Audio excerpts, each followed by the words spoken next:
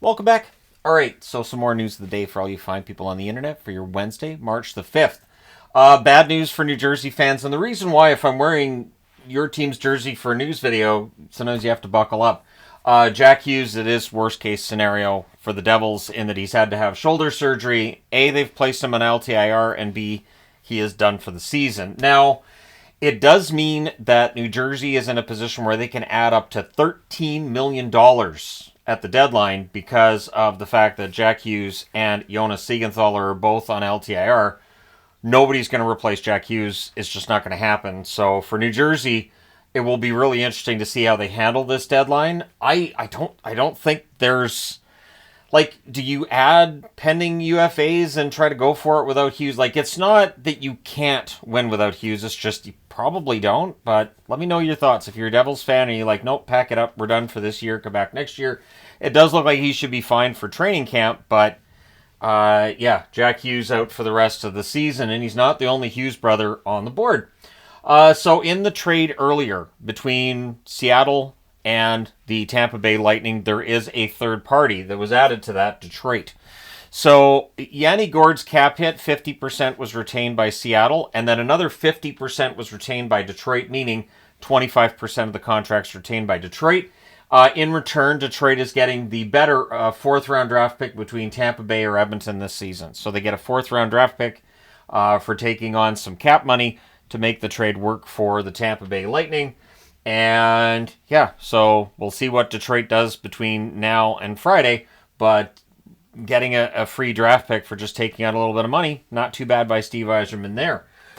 Quinn Hughes is not playing tonight against the Anaheim Ducks for Vancouver. This is still about whatever he tweaked.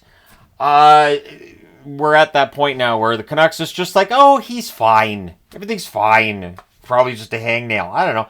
It's just, it feels like we've been down this road with Demko, with Pettersson. We're going down this road with Hughes. And it's a pattern this team has where guys get hurt. And it's just downplayed publicly, which I get it. But it does get a bit tiresome.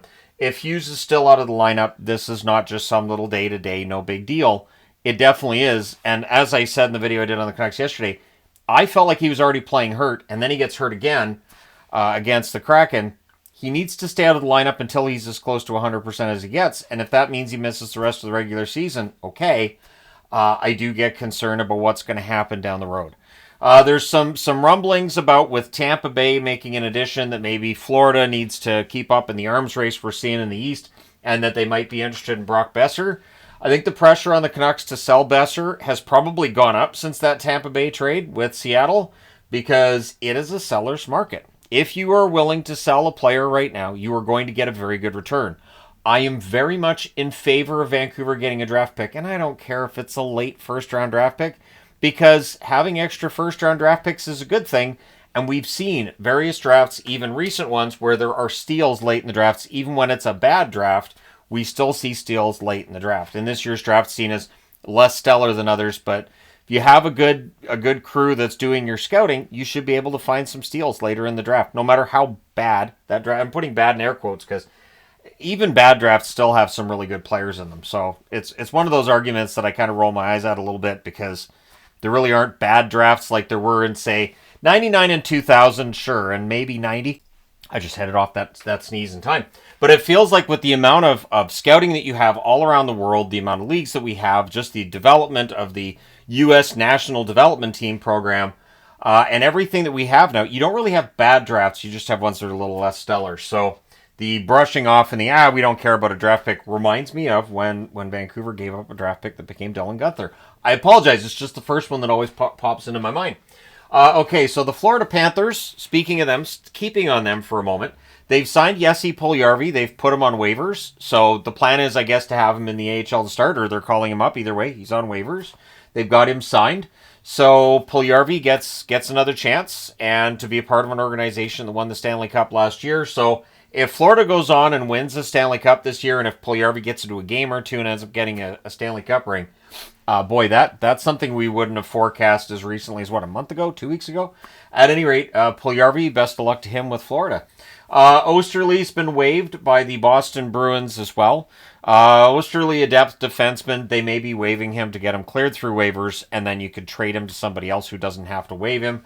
Much the same as the Washington Capitals with Vrana. Vrana's had an up-and-down season, but he's kind of been on the outside looking in recently, for the most part, and so I'm not overly surprised to see him on waivers. He should clear. I'd be very surprised if he gets picked up. The Greenway contract was finalized as well. I mentioned that in the news video earlier. He has signed 2 years with Buffalo. It is a $4 million cap hit for Greenway. Telling you, you guys are going to have sticker shock this summer. You really are. And it's a 5-team no-trade clause for Greenway. So Greenway, $4 million cap hit, and he's got a little bit of a no-trade clause in there as well. And so, yeah, I think keeping Greenway could very well be a good thing for Buffalo. They seem to like the player. The player seems to like playing there. So all the best to him. All right, there you go. So quick news video for all you fine people on the internet. I'm going to go take a shot at doing the treadmill now. I know there could be news between now and when the games get started. There's 5 games tonight, so I should be able to find some time, if need be, to report on any further trades. So stay tuned. Thank you guys so much for all your support as always. Hit like and subscribe if you haven't done so. The channel just passed 340,000 subscribers. I appreciate each and every one of you. Thanks again for your support. I will talk to you guys probably much sooner than I might be thinking right now. Right now I'm thinking it'll probably be later on tonight, but who knows? The trade market's definitely picked up, and I'll talk to you soon.